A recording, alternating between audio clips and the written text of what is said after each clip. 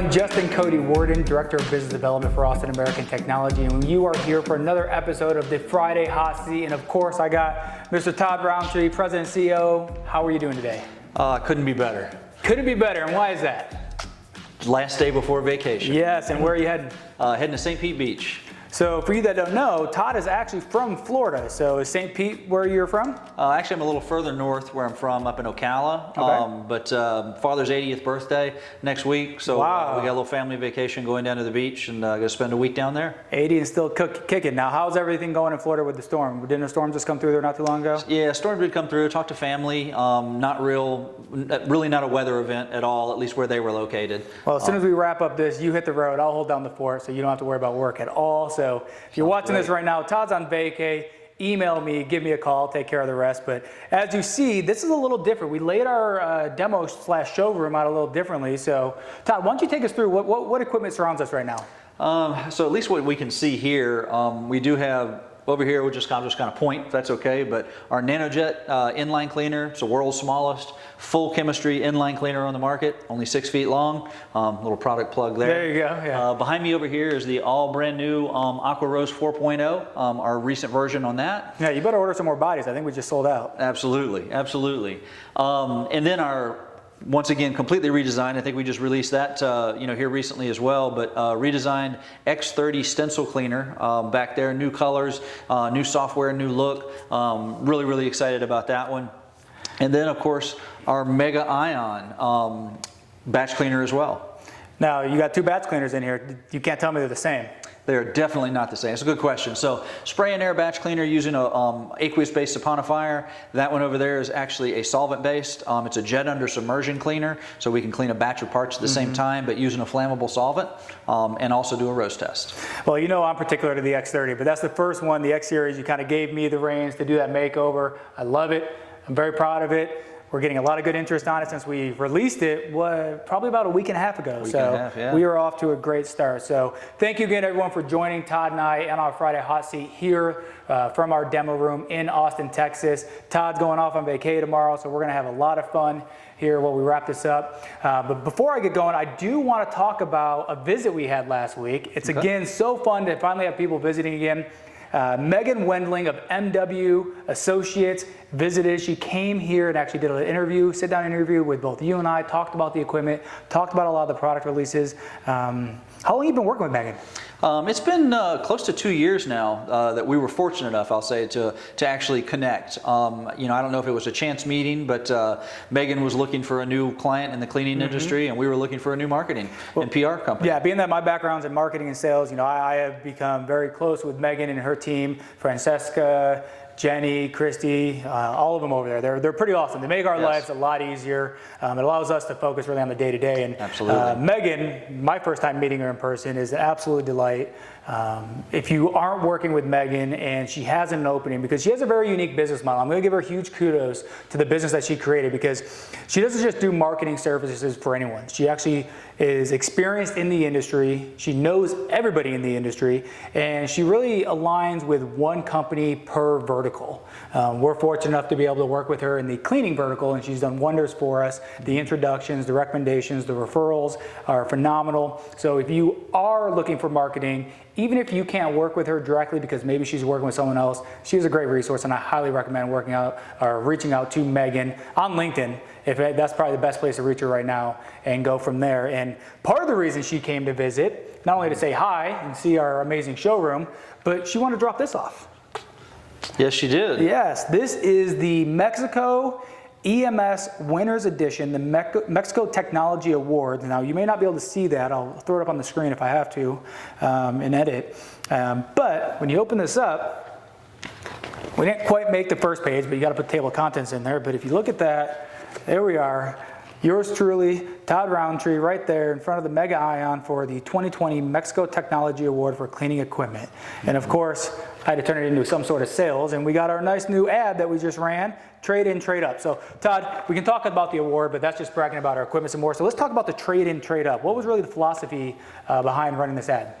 Well, I mean, really, we want to highlight the fact that we're willing, able, and excited about actually of trying to help out anybody who's looking to upgrade their equipment, regardless of what they're currently using. So, you know, if they have a pick and place machine that they're trying to, you know, upgrade, or they've already purchased another one and they don't know what to do with that old one, you know, we'll take that on trade towards a new piece of cleaning equipment. Yeah, absolutely, and that's where we had to partner with some used brokers, those type of guys that can really help have that expertise in that other equipment other than cleaning, if that is the way the trade's going to go. But it really came out of necessity when you're actually dealing with COVID, and capital, or raising capital, or spending capital, was really a challenge for pretty much everybody. A lot of people, yeah. Even the big companies. So this was just another tactic and another way to be resourceful and maybe cut down on that sticker price by trading something in, or upgrading your batch cleaner by trading that. And even for us, Austin American Technology has had so many technology improvements over the years, even in particular the last year, as you look at some of the equipment behind us.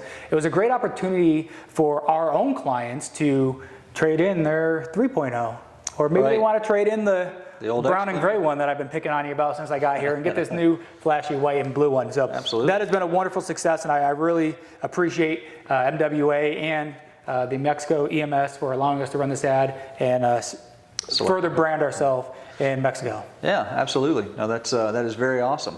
But since you bring it up, we're kind of talking about marketing a little bit. I was kind of interested in talking with you a little bit about what's been going on with our marketing. A lot.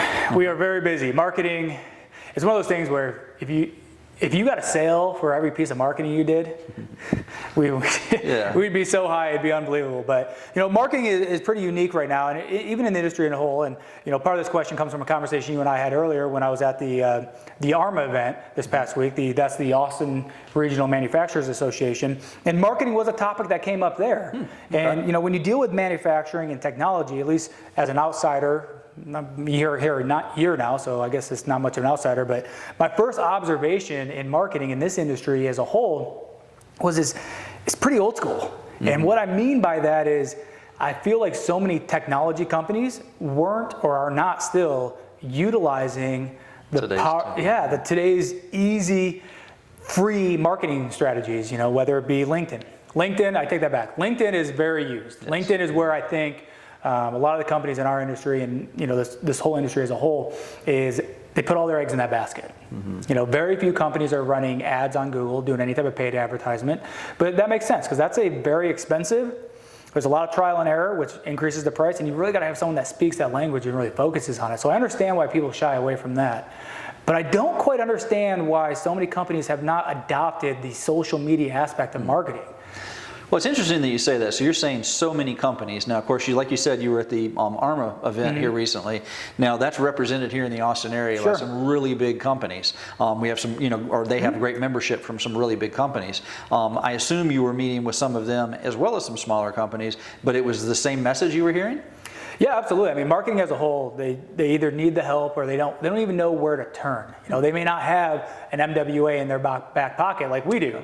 They may not have someone that has come from a different industry, like when you brought me on board, to kind of bring that new knowledge and skill set and adopt those marketing strategies that the finance companies and all the other tech companies and all the other industries outside of the world we live in operate in. And social media is huge. And I think what's going to happen over the next few years, and I think COVID had definitely expedited this, is we're going to see the age of employees get lower. Okay. So there's a bigger part to marketing, and this is where it came up in the ARMA event, and this is what really got me thinking about this topic lately, is when you're marketing, you're not only marketing yourself to sell what you produce to your client. You're not just marketing to your clients. You're also marketing to your employees or your future employees or the employees you want to retain or bring on board. Because just like in sales, you're selling yourself to the people you work with every single day, and you're presenting your company in the best light you can. And even people younger than me are applying for jobs now, and they grew up in the world of social media. I didn't grow up in social media, I've adopted social media, same with yourself. But the people younger than me, they're growing up in social media. So if you're not using social media, they don't know how to find you. And even when I look at our clients, you know, before I make any call, the first thing we do is we research that client as much as possible. And it is very surprising how many companies don't have a Facebook page, don't have an Instagram page. Maybe they use Twitter, but they don't actually know how to use Twitter. And I'm not saying you have to invest lots of money to do this. This is free advertising. And the main reason you do it is for those 3 letters that come up in every marketing meeting, SEO. Yes. And for you that don't know what SEO is, it's pretty much when you type something into Google, who's going to pop up on that first page and how high. And content is king. All the marketing gurus will say it. The more content you put out there, the higher you're going to rank, the more interaction you're going to get. Can't you just buy that rating? Well, you can buy the top 3 spots, Okay. but that's going to get expensive after a while. I mean, you want to put something out there so that, well, I'll put it this way. If you don't do it, someone else is going to. Okay. So in our world, over the last year, why have we seen such an increase in our brand is because we started utilizing all the different social media platforms out there. We haven't spent any money on it. It's true, yeah. We really haven't. And I mean, other than this equipment, putting the content out there, but by utilizing all those different platforms, it's given opportunities for more people to interact with Austin American technology. Well, you know, it's interesting. So you mentioned the hot button word a little while ago, COVID. So, you know, we of course were, you know, COVID caused a necessity around here to try to get in front of our customers. So, you know, we spent, you know, invested and did all this to try to make sure we were virtual. And that's worked very well for us. But as we're beginning to see the decline, or at least the restrictions being limited on COVID, how do you see this investment, let's say, or just basic business in general going as we move forward? Well, that's a great question. And if I could predict the future, yeah, I'd be pretty wealthy. I'd actually probably just live in Vegas and bet on sports. But no, I mean, that is a great question. I think it was a necessity for everybody. I don't think it was just us. I mean, I think across the board, I think Zoom and all those platforms have really raised their profits over the last year. But I don't think it's going to change, unfortunately. You know, there's nothing more beneficial to a business than the face-to-face communication like you and I are having right now. It's nice to be able to shake someone's hand. It's nice to be able to learn their personality. But again, I think this goes back with the same message I delivered earlier about the marketing. People are getting younger. Communication is not about phone and email anymore. That's true. It's text messages and Facebook Messenger and messaging on LinkedIn. I mean, how many messages do you get every morning when you walk into LinkedIn? All day long. Yes, all day long. Granted, most of them are recruiters trying to hire you or sell you something, but true. It's still it's a way to stay in front of people, and it's no different than having that billboard on the side of the street. You may never call them, but you're going to learn that brand when you drive to work every day. And getting back to the question you asked, I don't think it's going to change. I think we're on a fast track to a fully digital, non-face-to-face world of sales. I'm not saying it's going to be more effective, right? But I think that's just the way it's going to be, because as our culture and our society changes, COVID had a big impact. And I don't think people are going to come back that fast. And even companies having trouble getting people back to work.